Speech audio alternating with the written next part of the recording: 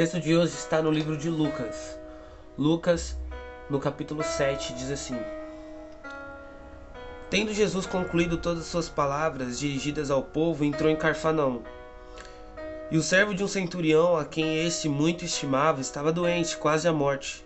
Tendo ouvido falar a respeito de Jesus, enviou alguns anciões dos judeus, pedindo que viesse curar o seu servo. Estes, chegando-se a Jesus, com instância lhe suplicaram, dizendo: Ele é digno que lhe faça isso, porque é amigo do nosso povo, e ele mesmo nos edificou a sinagoga. Então Jesus foi com eles, e já perto da casa, o centurião enviou os amigos para lhe dizer: Senhor, não te incomodes, porque não sou digno que entre na minha casa. Por isso eu mesmo não me julgarei digno de ir ter contigo. Porém, manda com uma palavra e o meu rapaz será curado. Porque também eu sou homem sujeito à autoridade, e tenho soldados às minhas ordens, e digo: a esse vai, e ele vai, e outro vem, e ele vem, e ao meu servo faz isso, e ele o faz. Ouvindo essas palavras, admirou-se Jesus dele, e voltando-se para o povo que acompanhava, disse: Afirmo-vos que nem mesmo em Israel achei fé como esta. E voltando para casa foram enviados e encontraram curado o servo. Esse é um lindo texto que fala de fé. Veja que a gente tem que entender o contexto cultural. Naquela época, para um judeu entrar na casa de alguém não judeu, de um gentil, era motivo de vergonha, de preconceito. E o centurião sabia disso.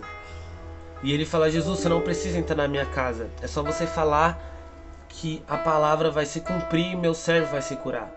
E o interessante é que os próprios judeus falam: olha, ele não é do povo, ele não é judeu, mas esse centurião é um homem bom. Ele nos deixou construir a sinagoga, ele até ajudou a construir a nossa sinagoga. A sinagoga é uma pequena igreja, né, onde eles adoravam a Deus, fora o templo principal, né, de Jerusalém. Ele fala: não, esse homem é bom, Jesus, ajuda ele. Ele é um romano, mas ele é bom. E quando Jesus está chegando perto da sua casa, ele fala: olha, não entra na minha casa, eu sei da cultura de vocês, que não pega bem entrar na casa de alguém que não é do povo. E Jesus, ele vê que mais do que respeitar tradições ou qualquer regra que tinha na época, esse centurião tinha fé. Porque ele fala: olha, Jesus, eu sei o que é autoridade, eu sou um centurião, eu sou um homem importante, eu sei que quando alguém com autoridade fala, os outros obedecem. E eu sei que se você disser essa palavra, o meu servo vai se curar. Então a busca que ele queria era assim: eu quero que o meu servo seja curado. Ele não está pedindo por um filho, ele não está pedindo por um amigo, está pedindo por um servo, por um empregado dele, que ele amava muito, que ele queria bem. Veja, ele está orando por alguém que não é da família dele, ele está procurando ajuda por alguém que não é de interesse direto dele. Ele não se acha digno de pedir diretamente, então ele pede para que os anciãos judeus peçam para ele, para Jesus, essa cura. Ele sabe que ele não é digno que Jesus entre na sua casa, então ele pede que: olha, Jesus, nem que seja de longe, faça você essa cura, porque eu acredito na sua palavra. Agora a pergunta que fica é: e nós acreditamos na palavra de Deus? Será que nos falta um pouco de humildade para reconhecer que não somos dignos da presença de Jesus?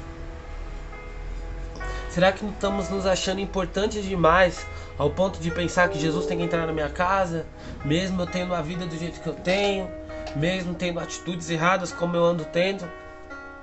Veja, aquele servo, ele não queria apenas a cura. Ele queria mais do que isso, ele queria a palavra de Deus. A gente vê o contraste em outra história da Bíblia, conta que um homem dos judeus, ele queria que fosse curada a sua filha.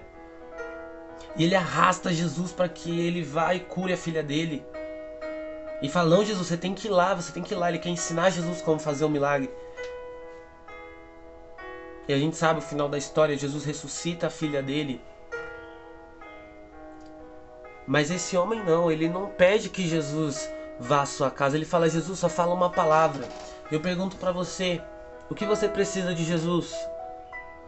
Será que a gente está querendo ensinar Jesus como fazer o milagre? Tem um ditado que diz que a gente não pode ensinar o padre a rezar a missa. Será que a gente está tentando ensinar o Jesus, o Deus do milagre, a fazer o milagre? Será que o milagre só vale se for do nosso jeito? Aquele homem não. O centurião, ele falou: não, Senhor, o Senhor vai curar o seu servo da maneira que você quiser. Mas eu acredito que só uma palavra já vai curar. Hoje você precisa de Deus, só uma palavra. Hoje você precisa de Jesus, somente de uma palavra. Às vezes complicamos demais as coisas, mas com uma palavra muda tudo. Uma palavra pode mudar o mundo inteiro. Deus quer mudar a sua história, mas você precisa acreditar na sua palavra. A palavra de Deus é tão eficaz quanto a sua própria presença. Eu vou repetir. A palavra de Deus é tão eficaz quanto a sua própria presença. Quando lemos os evangelhos, quando lemos a Bíblia, é como se o próprio Jesus estivesse aqui. E sabe o que muda da presença de Jesus, fisicamente ou não, da Bíblia ou da pessoa de Jesus na nossa casa? É a nossa fé.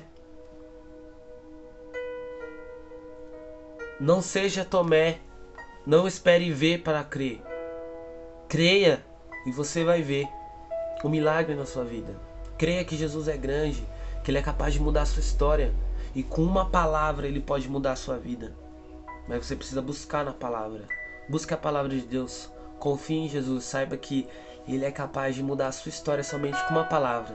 E então Jesus vai dizer na sua vida que nunca lhe viu fé tamanha como a sua. É de você mesmo. Basta só você acreditar na palavra dele. Uma palavra de Deus muda tudo na nossa vida. Fique com Deus. Tchau.